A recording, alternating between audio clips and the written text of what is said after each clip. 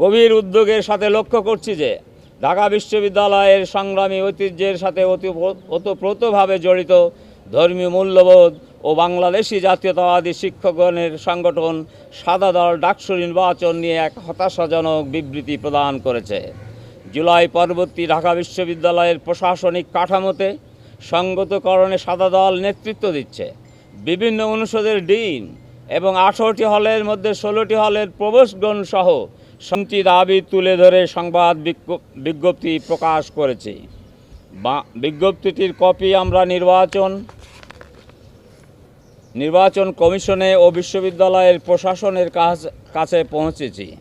নির্বাচনের দিন ইউটিএলের পক্ষ থেকে নির্বাচন কমিশনের অনুমোদন সাপেক্ষে ঢাকা বিশ্ববিদ্যালয়ের শিক্ষকগণের মধ্য থেকে 8 জন শিক্ষককে 8টি কেন্দ্রে পর্যবেক্ষণ হিসাবে রেখেছি। ইউটিএলের আহ্বায়ক সকল কেন্দ্র পরিদর্শন করে দুপুর 1টায় কলাভবনের সামনে বটতলায় সংবাদ সম্মেলন করে পর্যবেক্ষণ উপস্থাপন করেছি। নির্বাচন অনুষ্ঠান আয়োজন, ফলাফল প্রস্তুত ও নির্বাচনের পরের দিন 10 সেপ্টেম্বর ফলাফল ঘোষণাসহ সামগ্রিক বিষয়ে ইউটিএল পর্যবেক্ষণ করেছে। ব্যবস্থাপনা সংক্রান্ত ছোটোখাটো কিছু ত্রুটি ছাড়া নির্বাচনকে প্রভাবিত করতে পারে কিংবা ভোটারদের প্রভাবিত করতে পারে পুরো নির্বাচনে এমন কোনো ধরনের অনিয়ম ও দুর্নীতি ইউটিএলের নজরে আসেনি।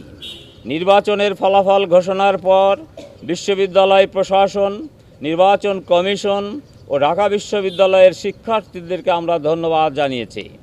একটি অবাধ, সুষ্ঠু ও গ্রহণযোগ্য নির্বাচনের মাধ্যমে দাবি শিক্ষার্থীগণ তাদের নেতৃত্ব নির্বাচন করেছে।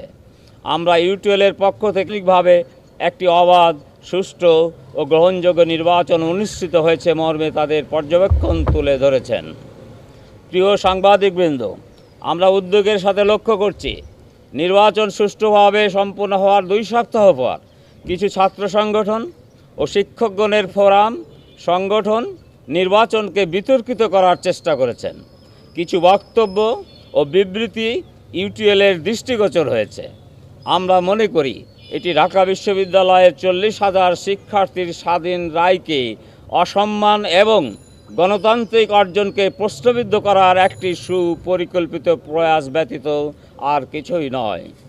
আমরা দৃঢ়ভাবে বিশ্বাস করি ঢাকা বিশ্ববিদ্যালয়ের শিক্ষার্থীরা তাদের মুক্ত চিন্তা, ন্যায় বিচার এবং গণতান্ত্রিক অধিকারকে সর্বোচ্চ গুরুত্ব দিয়ে এই নির্বাচনে অংশগ্রহণ করেছেন। শিক্ষার্থীদের রায় স্পষ্টভাবে প্রমাণ করেছে যে তারা ভীতিকর রাজনৈতিক সংস্কৃতি, প্রোপাগান্ডা এবং একদলীয় মানসিকতার বিরুদ্ধে দাঁড়াতে সক্ষম। প্রিয় সাংবাদিকবৃন্দ, ডাকসু নির্বাচন 2025কে ঘিরে আমরা কয়েকটি পর্যবেক্ষণ ও বিবেচ্য বিষয় তুলে ধরছি। প্রথমত, নির্বাচনকে ঘিরে নানান অপপ্রচারের মাধ্যমে দীর্ঘ ফ্যাসিবাদী শাসনের পর শিক্ষার্থীদের উৎসবমুখর অংশগ্রহণ এবং ভোটদানকে অসম্মান ও তাদের ম্যান্ডেটকে অগ্রাহ্য করা হচ্ছে। ছাত্র জনতার নেতৃত্বে সংগঠিত জুলাই বিপ্লব, দীর্ঘ 1.5 দশকব্যাপী দমন পীড়ন, শিক্ষার্থীদের স্বাধীন চিন্তা ও রাজনৈতিক অংশগ্রহণ সীমিত করা, ক্যাম্পাসে কড়াকড়ি এবং রাজনৈতিক নিয়ন্ত্রণের অবসান ঘটায়। জুলাইয়ের শহীদ ও আহতদের আত্মত্যাগের ফলে শিক্ষার্থীরা অবশেষে স্বাধীনভাবে ডাকসুতে ভোট প্রদান করার সুযোগ পায়। এটি শুধু ভোটদানের অধিকার নয়, বরং এটি ছিল গণতন্ত্র, স্বতঃস্ফূর্ততা এবং শিক্ষার্থীর রাজনৈতিক সচেতনতার এক প্রত্যক্ষ প্রকাশ। আমাদের পর্যবেক্ষণ হলো নির্বাচনের দিনটি ছিল উৎসবমুখর, আনন্দময় এবং শিক্ষার্থীদের গণতান্ত্রিক চর্চার সজীব উদাহরণ। কেন্দ্রে উপস্থিতি, ব্যালট গ্রহণ ও সার্বিক ক্যাম্পাসের পরিবেশ প্রমাণ করে যে ঢাকা বিশ্ববিদ্যালয়ের শিক্ষার্থীরা দায়িত্বশীল, সচেতন এবং গণতান্ত্রিক প্রক্রিয়ায় সম্পূর্ণরূপে বিশ্বাসী। নির্বাচনের পর দেশের রাজনৈতিক ও সামাজিক নেতৃবৃন্দ, সাবেক ডাকসুর নেতৃবৃন্দ, ঢাকা বিশ্ববিদ্যালয় সহ দেশের সকল বিশ্ববিদ্যালয়ের শিক্ষার্থীবৃন্দ, অংশ নেওয়া প্রায় সকল প্রার্থী নির্বাচিতদের অভিনন্দন জানিয়েছেন। নির্বাচিত প্রতিনিধিরা দায়িত্ব গ্রহণের পরপরই শিক্ষার্থীদের কল্যাণ, শিক্ষামূলক উন্নয়ন, সামাজিক সচেতনতা ও সাংগঠনিক কার্যক্রমে দৃশ্যমান পদক্ষেপ গ্রহণ করেছেন। এমত অবস্থায় 2 সপ্তাহ অতিক্রান্ত হওয়ার পর কিছু সংগঠনের উত্থাপিত বায়বীয় অভিযোগমালা শিক্ষার্থীদের স্বাধীন রায়কে অস্বীকার করার নামান্তর। এটি শিক্ষার্থীদের মুক্ত চিন্তা, স্বতন্ত্র নেতৃত্ব এবং গণতান্ত্রিক অর্জনের প্রতি এক স্পষ্ট আঘাত। দ্বিতীয়ত, গভীর উদ্বেগের সাথে লক্ষ্য করছি যে ঢাকা বিশ্ববিদ্যালয়ের সংগ্রামী ঐতিহ্যের সাথে ওতপ্রোতভাবে জড়িত ধর্মীয় মূল্যবোধ ও বাংলাদেশি জাতীয়তাবাদী শিক্ষকগণের সংগঠন সাদা দল ডাকসু নির্বাচন নিয়ে এক হতাশাজনক বিবৃতি প্রদান করেছে। জুলাই পরবর্তী ঢাকা বিশ্ববিদ্যালয়ের প্রশাসনিক কাঠামোতে সঙ্গতকরণে সাদা দল নেতৃত্ব দিচ্ছে।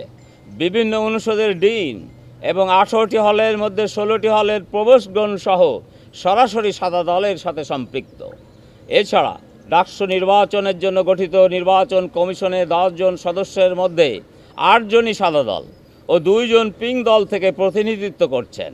নির্বাচন প্রক্রিয়ায় অংশ নেওয়া রিটার্নিং অফিসার, পোলিং অফিসারদের অধিকাংশ সাদা দলের সক্রিয় সদস্য হিসাবে পরিচিত।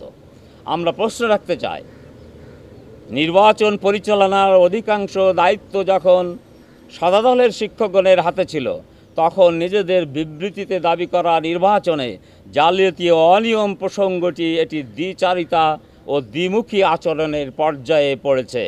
এতে করে বিবৃতি দানকারী শিক্ষকগণের নৈতিক অবস্থান নিয়ে প্রশ্ন উঠতে পারে।